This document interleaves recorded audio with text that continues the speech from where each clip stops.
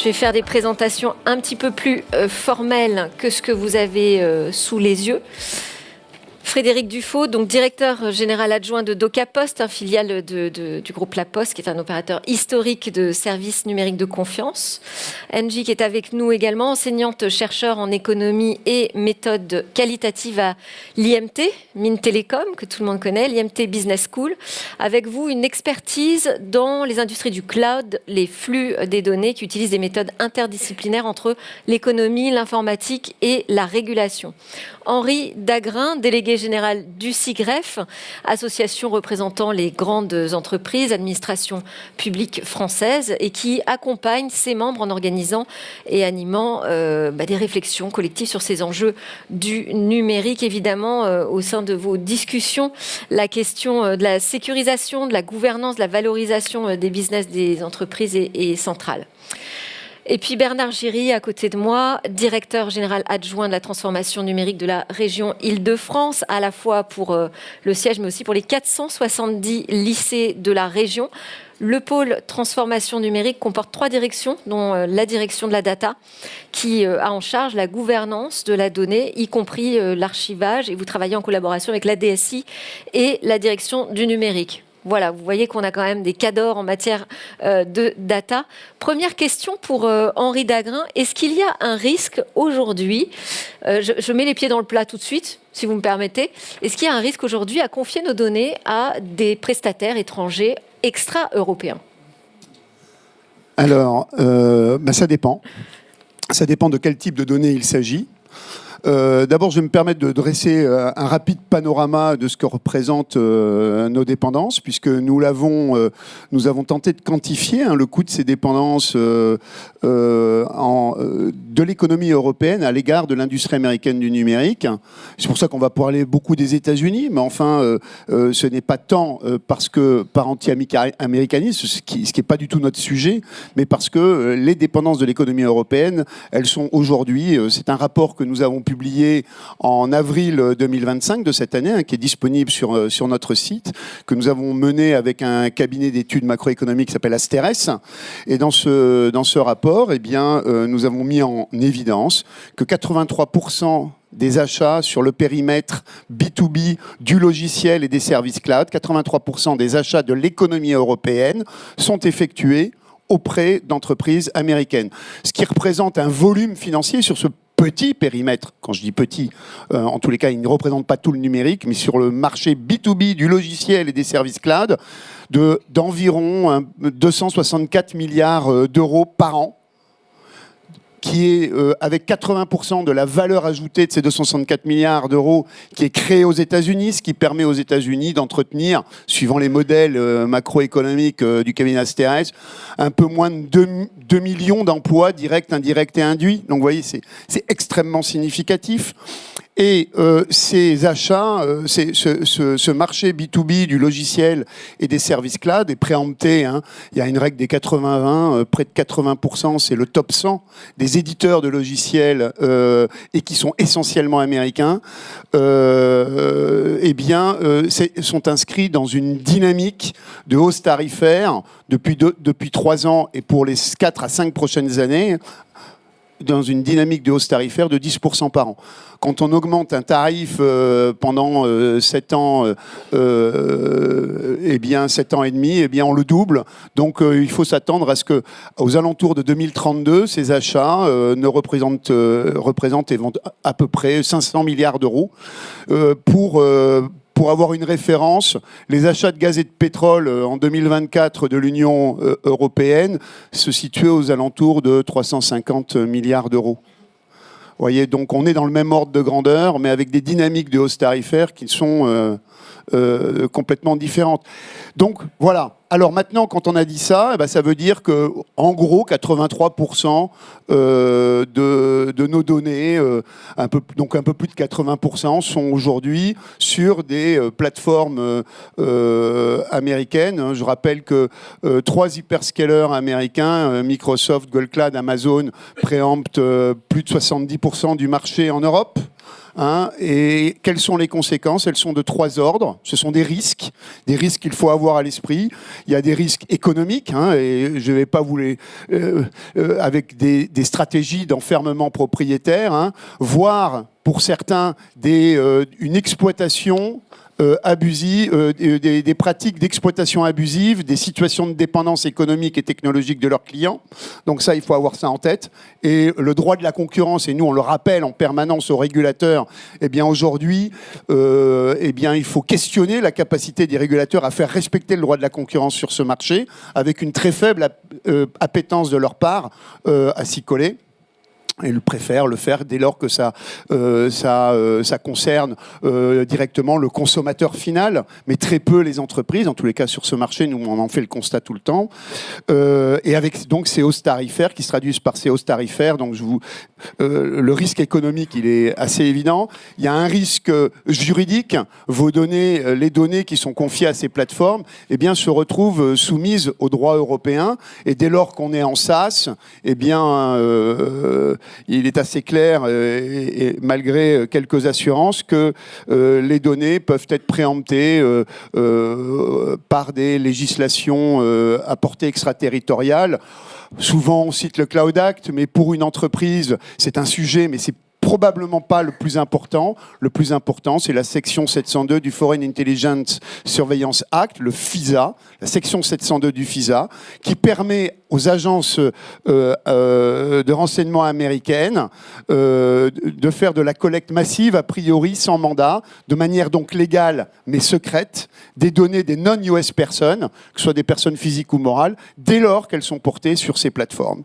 Donc et comme toute agence anglo-saxonne de renseignement qui se respecte, ben, ils font beaucoup de renseignements d'intérêt économique, d'intelligence économique au profit de la compétitivité de leur économie.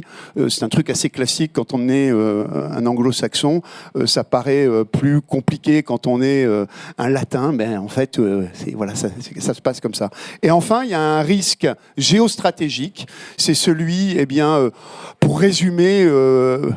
que se passe-t-il si le robinet de l'énergie numérique est utilisé pour mettre sous sanction une entreprise, un État, un secteur d'activité particulier?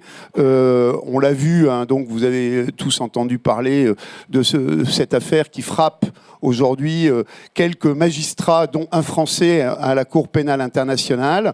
Donc, lorsqu'on est mis sous sanction, eh bien, on ne peut plus utiliser les services américains.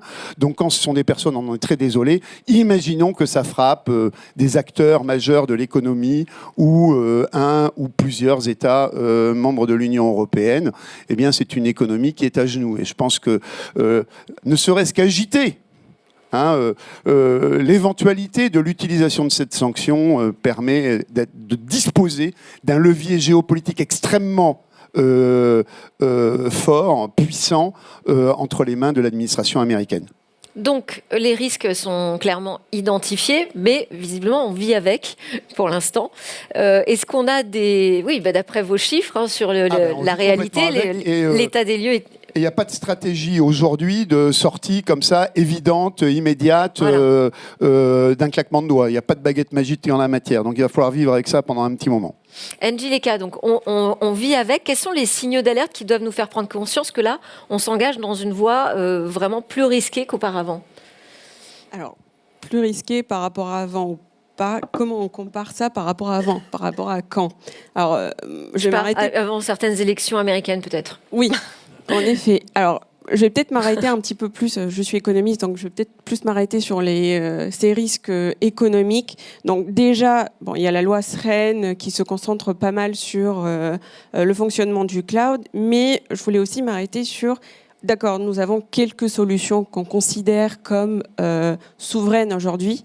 Est-ce qu'on arrive à passer de ces GAFAM, donc de Azure, d'Amazon, Google Cloud ou AWS, vers ces solutions souveraines? Alors, quelle est la réalité des faits aujourd'hui?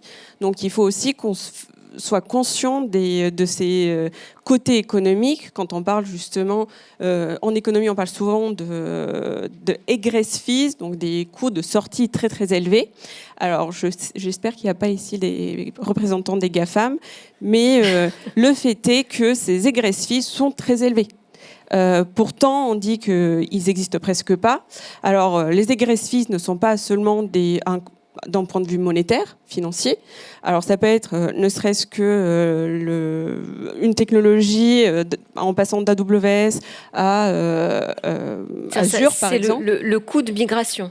Le coût de migration, il n'est pas justement monétaire, justement, mais c'est aussi une expertise. Ouais. Donc, il y a les cloud architectes aujourd'hui, ils vont avoir une sorte de spécificité sur une technologie. Donc, soit Azure, soit AWS, soit Google Cloud. Donc, ne serait-ce que ça crée cet effet de lock-in, donc une stratégie où on se sent un petit peu coincé. Au-delà de ça, au-delà de la main-d'œuvre spécialisée, au-delà de la différence de technologie, je ne sais pas si vous avez jamais fait l'expérience d'aller chercher ne serait-ce que le stockage entre ces GAFAM. Il ne s'appelle pas exactement pareil, le nom n'est pas le même, donc ne serait-ce qu'identifier le même service est compliqué. Donc, sachant que les egress fees, au-delà de ce côté monétaire, ils sont là, ils sont très élevés, ce qui fait que les stratégies de lock-in sont très élevées. Donc on fait face quand même à une situation qui ne nous permet pas d'aller facilement vers des solutions peut-être plus souveraines. Et donc on devrait peut-être mieux accompagner les entreprises vers ces solutions souveraines. Et le risque, il est là, c'est d'être coincé d'un point de vue économique et stratégique. Est-ce qu'on peut vous avez cité la loi sur la confiance dans l'économie numérique qui a travaillé sur ce sujet, justement. Où est-ce qu'on en est aujourd'hui, justement? Est-ce qu'on arrive à traduire la loi en action, à aider les entreprises à aller vers ces solutions beaucoup plus, on va dire, adaptées pour l'utilisateur européen? Donc il y a ce côté-là. Après, on peut toujours parler de la dépendance entre pays. Donc, elle est là. Il n'y a pas si longtemps que ça, je ne sais pas si vous avez vu, mais on avait parlé de coupure de câbles à côté d'Inde. Et ça a touché plusieurs pays. En mer Rouge, il y a plusieurs situations qui nous montrent bien qu'on a une dépendance envers ces acteurs américains. Alors, à quel point nous pouvons faire face à ça et de quelle façon on peut faire face à cette situation. Donc, au-delà d'accompagnement, peut-être ouvrir un peu plus les yeux sur quelle est la réalité de la backbone d'Internet aujourd'hui. On parle de cloud, mais tous ici, on sait qu'on ne voit pas les données voler dans l'air.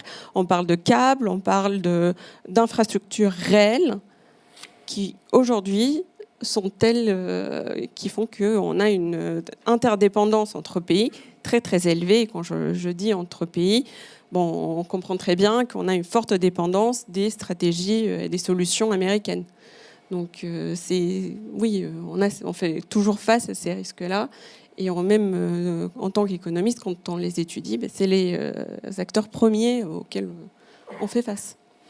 Frédéric Dufaux, il y a certaines données qui sont plus sensibles que d'autres et pour lesquelles on a vraiment envie d'avoir un contrôle, de pouvoir être le pilote de ces données de manière sûre et fiable. Vous faites partie d'un groupe de travail données sensibles du comité stratégique de filière numérique de confiance. Comment est-ce que vous abordez ce sujet des données sensibles ? Alors, en effet, nous copilotons avec ODrive deux groupes de travail. Dans le groupe de travail numéro 3, donc, le CSF est piloté par Michel Paulin et nous coprésidons le groupe de travail numéro 3 sur les données sensibles dans ce CSF. ODrive s'occupe de la définition même de ce qu'est une donnée sensible, je vais y revenir plus tard. Et Docapost pilote le deuxième sous-groupe qui est sur quel cadre d'application. Donc, ce groupe de travail a démarré à la rentrée. Il va commencer par une première étape, une première phase de bilan et d'état de l'art. Une deuxième qui va très rapidement aller sur quels sont les dispositifs industriels qu'on peut mettre en place pour accompagner l'ensemble de l'industrie du numérique, utilisateurs et fournisseurs. Hein, c'est important et c'est un sujet auquel on tient beaucoup, Henri et moi, en tant que Numéum et SIGREF. Hein. Et puis ensuite, une fois qu'on aura, donc ça sera, les livrables auront lieu, on va dire, courant semestre, fin du premier semestre 2026. Puis ensuite, on déclinera des moyens et ensuite un cadre d'application, des moyens de communication. Si on revient au sujet de base, c'est quoi une donnée sensible? Donc la donnée sensible, vous la connaissez tous, puisque tout le monde connaît maintenant le RGPD, hein, mais ça c'est la donnée sensible personnelle. Et en fait, la donnée sensible, elle va bien au-delà de la donnée sensible personnelle. Henri en parlait en termes de B2B, c'est de la donnée commerciale, c'est de la donnée stratégique, c'est de la donnée financière. Et une fois qu'on a défini ce cadre, il faut regarder où est-ce qu'elle est stockée. Physiquement, sur quel bout de silicium elle est stockée, et ce bout de silicium, il est où, pour commencer. Donc ça, c'est la première chose. La deuxième chose, c'est il est exploité par qui, à la fois en termes logiciels et en termes humains. Parce que je rappelle que si c'est un humain d'origine américaine, il est sous la législation américaine. Même si c'est dans un data center français ou irlandais ou quelque part en Europe. Donc bien aller jusqu'au bout de la localisation de cette donnée et de qui la manipule. Donc en France, il se trouve que nous avons un cadre législatif qui permet d'encadrer cette localisation de la donnée et son utilisage. Hein. C'est la doctrine de Cloud au centre avec la fameuse loi, l'article 31 de la loi SREN, hein, par exemple. Une fois qu'on a dit ça, il faut aller jusqu'au bout et l'implémenter au quotidien. Donc le plus haut niveau de sécurité en France, c'est le niveau SecNumCloud. On n'est pas forcément obligé d'y avoir recours à chaque fois. Il y a aussi les clouds dits souverains qui ne sont pas au niveau SecNumCloud. On est un peu l'exception encore en France, hein, puisqu'il y a des débats qui ont encore lieu au niveau européen, même s'il y a des progrès notables qui ont été faits récemment à Berlin, sur le fameux niveau I+, de la réglementation IUCS. On milite pour ça. On pourra en reparler. Mais c'est vraiment un cadre qui protège à la fois la donnée et sa localisation. Pour l'instant, le modèle français est le plus poussé sur cette question de la protection aux lois extraterritoriales. Il fonctionne. Docapost investit à côté de Bouygues Télécom, de Dassault et de la Caisse des dépôts dans une infrastructure qui s'appelle NumSpot, qui va être SecNumCloud dans peu de temps, qui est déjà souveraine, bien sûr, qui s'appuie sur les infrastructures d'Aeroscale. Un logiciel que certains d'entre vous connaissent, Bernard le connaît, Pronote, est aujourd'hui hébergé en France dans une infrastructure SecNumCloud. Hein, c'est celle qui contient les données de vos chères têtes blondes d'un point de vue éducatif, qui sont de la donnée sensible. C'est de la donnée qui concerne nos enfants. Donc voilà quelques exemples de ce qu'est la donnée sensible et comment on peut la préserver, en tout cas en France, et j'espère bientôt en Europe. Alors justement, Bernard, est-ce que vous avez des cas récents à partager avec nous sur une forme de retour de contrôle sur les données ? Oui, on peut parler de ce qu'on essaye de faire dans les lycées, mais c'est vrai que comme Henri, tu me disais avant de venir que le budget IT des banques, de la plus grosse banque, BNP, c'est 8 milliards d'euros. Le budget IT de l'État, c'est 4 milliards. Donc ça nous donne quand même, quand on parle de données sensibles, de données d'État, on voit soit le sous-investissement de l'État dans ces infrastructures numériques, soit le surinvestissement des banques, et on est peut-être rassuré qu'ils le fassent. Mais tout ça pour dire que au quotidien, cet arbitrage, il y a la loi qui nous guide, et puis après, il y a le côté opérationnel, il faut que ça fonctionne 24/24, 7/7. Et donc, il y a à la fois à côté de la loi aussi un effort et des contradictions. En tout cas, celle d'un DSI ou d'un directeur de la donnée au quotidien, c'est gérer des contradictions permanentes entre ce qu'on nous offre et ce qu'on veut faire. Donc, il y a un effort qui passe en tout cas par une logique de sourcing. Hein, et donc ça, c'est la première brique. Il y a un effort ou en tout cas des éléments qui nous drive sur cet effort de souveraineté ou de résilience, qui sont les prix. Quand vous avez un Microsoft qui vous annonce plus 60% d'augmentation, c'est vrai que vous dites finalement, est-ce que je ne vais pas aller voir ailleurs ? Et cet élément-là est peut-être encore, comme vous le disiez, au niveau économique, il y a un élément quand même aussi clé dans un contexte budgétaire contraint. Et puis derrière, vous avez votre capacité à faire en termes d'infrastructures, de câbles, de THD, etc. Donc sur les lycées, nous, effectivement, on essaie de se dire, tiens, comment on peut réinvestir ce sujet-là. Donc, ça passe par la maîtrise, effectivement, de notre infrastructure, de la reconnecter à un cloud. On a fait un cloud mutualisé avec le département du Val d'Oise et Val d'Oise Numérique qui permet à la fois d'accueillir des universités, des opérateurs de santé et aussi des collectivités locales. Donc on fait cette connexion, on va dire, entre les lycées et ce data center, c'est en cours. Et puis derrière, un certain nombre d'applicatifs. Et donc, on parlait effectivement de DocaPost qu'on a souhaité acheter pour l'ensemble des lycées. Donc, qui est une des briques aujourd'hui souveraines de ce sujet. On a une deuxième brique aujourd'hui qui est autour de tout ce qui tourne autour des manuels scolaires avec une start-up qui s'appelle Pearltrees, qui est française. Et donc, c'est ce deuxième réinvestissement. Et puis, une troisième brique autour de le fait que tout ce qui va être drive, on va essayer d'éviter, en tout cas, et suivant les recommandations du ministère, d'aller sur des drives type Microsoft. Et donc, on s'est rapproché de l'Evia. Et puis, une quatrième brique, qui est plus un acteur historique, qui est Worldline. Donc, vous voyez que ça fait, au lieu finalement d'avoir en face de vous un seul acteur, on en a 4. Et est-ce que c'est plus compliqué à gérer alors ? C'est un tout petit... Forcément, ouais. C'est un peu plus compliqué parce que vous avez 4 acteurs à organiser, à manager, à challenger. Et à chaque fois, c'est des négociations de contrats, de prix, de sécurité juridique et commerciale. Donc c'est vrai qu'aujourd'hui, il y a un peu... C'est assez facile aujourd'hui de dire oui, il ne fait pas de souveraineté, etc. Mais on y reviendra après. Il y a quand même quelques conditions aussi. Il faut aussi faciliter le travail de ceux qui achètent. C'est tout le travail à la fois effectivement législatif qui drive, mais il y a toute une partie opérationnelle aussi sur laquelle on pourra revenir. Et comment est-ce qu'on s'assure qu'on va avoir recours, parce qu'on parlait de la question d'abord du sourcing, de savoir qu'est-ce qu'il existe comme offre souveraine sur le marché.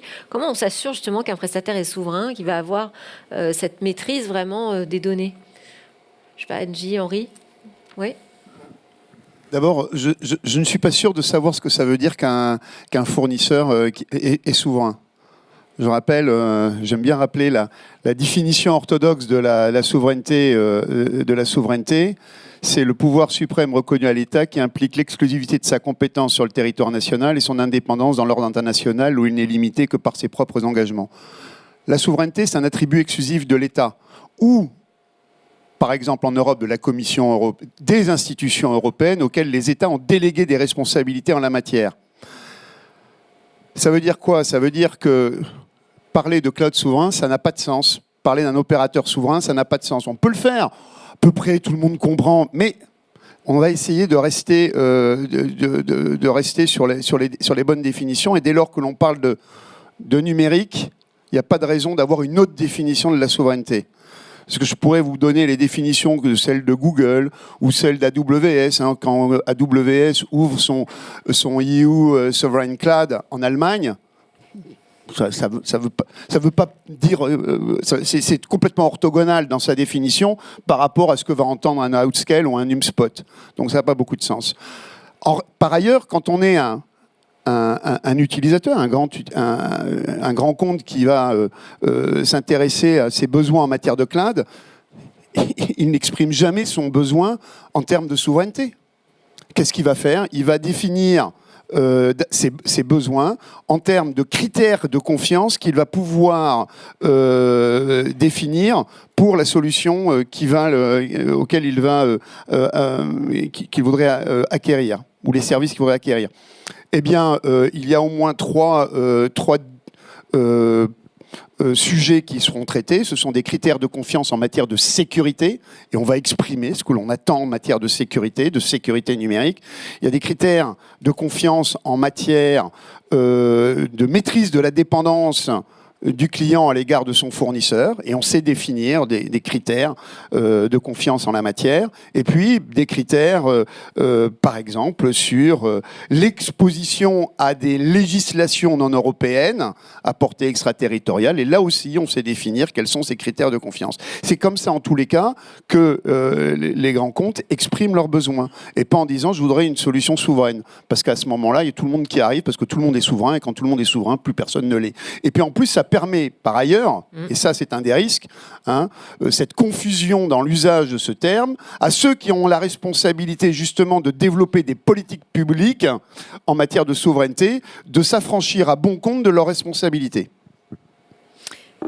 Importante précision. D'où la question de comment s'assurer du prestataire qui a vraiment la main, la maîtrise sur ces données. Vous l'avez bien expliqué sur la question de la confiance. Ce que je voudrais rajouter, juste, nous avons, pour ce qui concerne le cloud de confiance, nous avons développé un référentiel du cloud de confiance qui est en libre accès sur notre site web. Et nous l'avons décliné en cahier des clauses techniques particulières pour lancer un appel d'offres de cloud de confiance. Et ce clausier, publié en juin 2024, est également disponible en libre accès pour tous ceux qui le souhaitent sur notre site web. Et Engie, peut-être pour compléter, est-ce que aujourd'hui, puisque donc c'est quand même autour du sujet de la confiance qu'on a envie de travailler et de se renforcer, c'est le thème c'est le titre de ces assises, c'est ce qui nous réunit. Est-ce que ça a véritablement un impact sur la confiance des utilisateurs quand des choix sont opérés justement de faire cette migration de plateformes sur lesquelles on a l'impression qu'on n'a plus la main vers des plateformes françaises ou européennes? Est-ce qu'on sait mesurer ce que ça représente en termes de confiance pour l'utilisateur final? Permettez-moi de vraiment vous parler de ma recherche, parce que c'est exactement ce que je fais. Alors, imaginez, tous les jours, vous allez sur un site web. Je ne sais plus combien de fois par jour, on ne va pas le dire. Sur un site web, vous avez des centaines de données, que ce soit du texte, des images, des vidéos, que ce soit le code HTML de votre page web, que ce soit des pixels espions, comme ils sont définis par la CNIL. Donc, vous avez un petit peu un mélange de données industrielles et des données personnelles. Alors, je me focalise particulièrement sur ces données-là. Donc, je collecte les données sur les sites web, les 500 sites web les plus visités par les Français, et c'est une collecte de données qui date depuis 2022. Donc, ce que je peux vous dire, c'est que parmi ces données, il y a au moins 75% de ces données, que ce soit donc personnelles, vu que les pixels espions, les trackers, sont définis comme des données personnelles par la CNIL ou des données non personnelles, 75% au moins, elles sont stockées dans du cloud ou au moins dans des cloud providers américains. Alors, on peut aller même au-delà de ça, au-delà du cloud. Quand on parle de souveraineté numérique, on parle forcément de l'infrastructure, on parle du flux de données.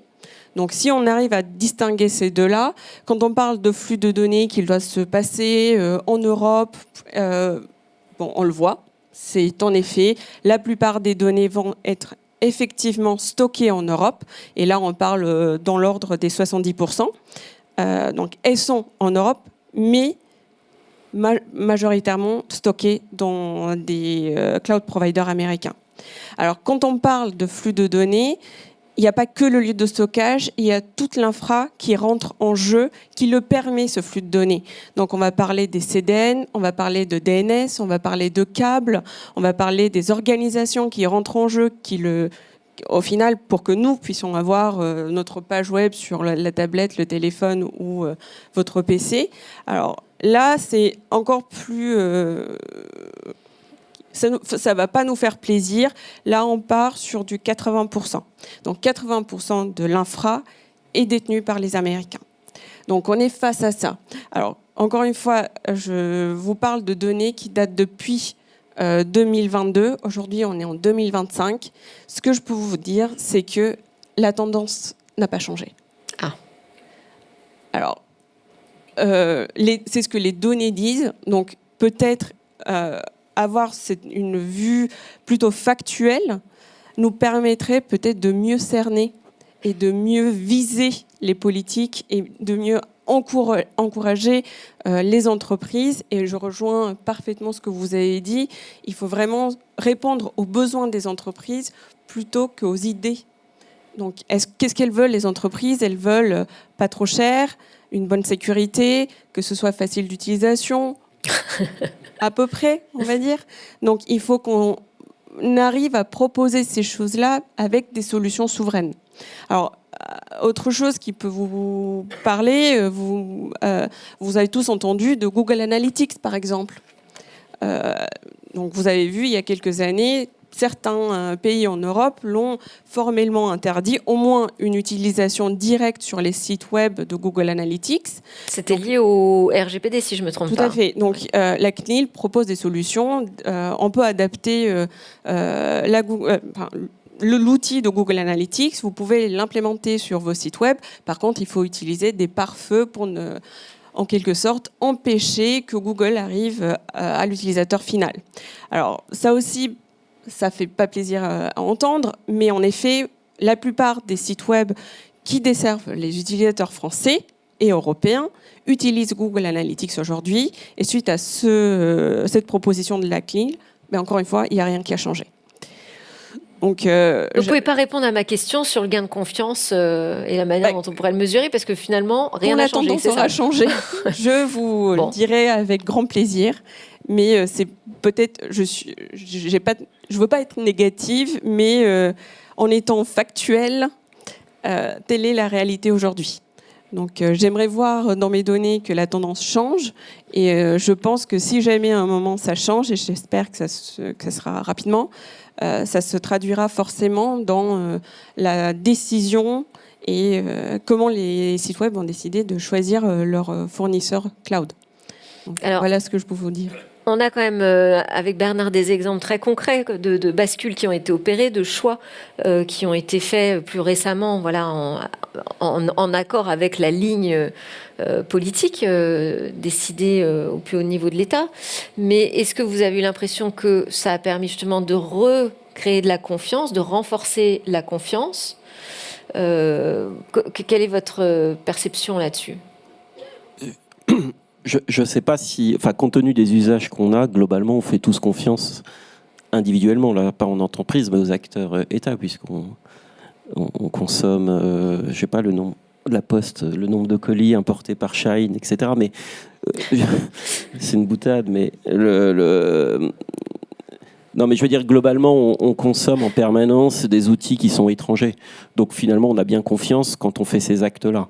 L'entreprise a confiance aussi. Donc on a envie de retrouver sans doute de la résilience, on a envie de retrouver une capacité d'autonomie, parce qu'on se dit finalement, et je pense que ce que disait Henri, une grande partie de la valeur est déportée, un grand nombre d'emplois est déporté, et donc peut-être au travers de cet axe-là, on se dit qu'on aurait intérêt à regagner. Mais bon, globalement, l'industrie, il n'y a pas de politique industrielle en France. 9% d'industrie aujourd'hui.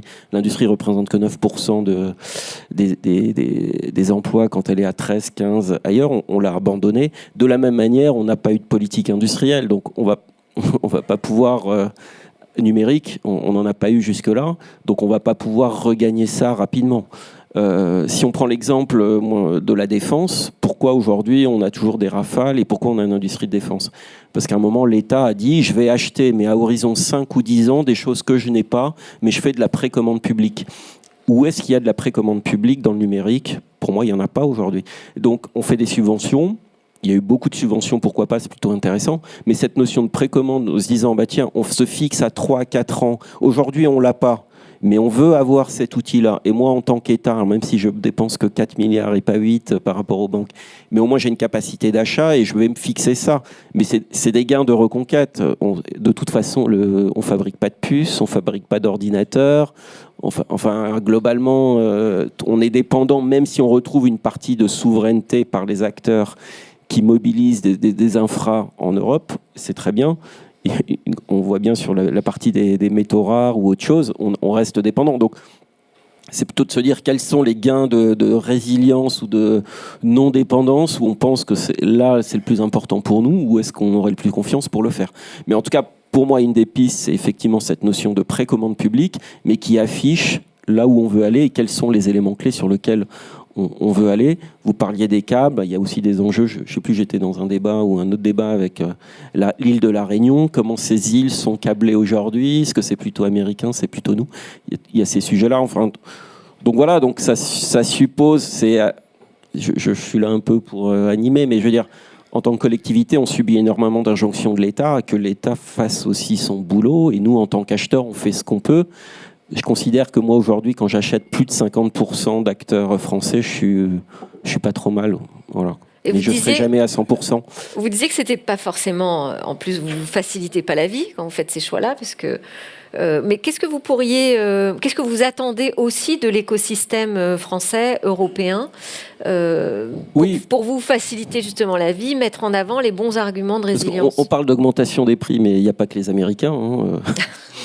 On l'a subi tous les jours, donc d'acteurs, même de belles startups, etc. Voilà. Donc, et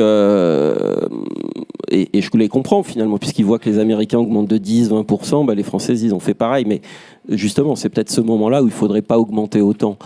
Deuxièmement, tu parlais de dépendance. En fait, dans le secteur public, on est dépendant de, entre guillemets, c'est pas péjoratif, de petits acteurs logiciels qui ont une niche sur une solution. Finalement, le coût de sortie de cette dépendance est aussi énorme, donc nos capacités de négociation sont très très faibles. Et où sont stockées nos données? Souvent, elles sont stockées chez l'éditeur qui n'a pas mis en place de système d'API, qui considère que nos données sont les siennes, et pour les rapatrier chez nous, c'est presque aussi difficile que les Américains. Donc, il y a quand même un petit effort aussi d'un certain nombre d'éditeurs de considérer, et beaucoup l'ont fait, mais en tout cas, j'en ai un ou deux en tête, où on s'est quand même battu pendant 2 ans pour récupérer nos données, alors que c'était bien nos données, mais elles étaient stockées chez lui, et il n'avait pas mis en place le système de récupération de ces données en disant, vous faire une BI, tout ira bien. Non, on a besoin de les récupérer. Donc, il y a besoin de ça, et peut-être du coup, il y a besoin de consolidation. Je pense qu'en tout cas, dans le secteur que je connais, qui est celui du logiciel public, on est confronté à beaucoup trop petits acteurs.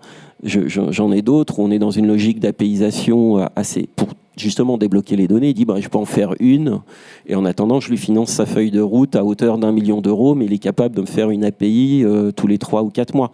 Donc il y a un peu ce challenge-là de compétitivité. Alors j'entends aussi les entreprises qui disent donnez-nous 2 contrats, on aura plus de compétitivité, mais en tout cas sur la partie logicielle dans le secteur public, nous on finance pas mal de feuilles de route.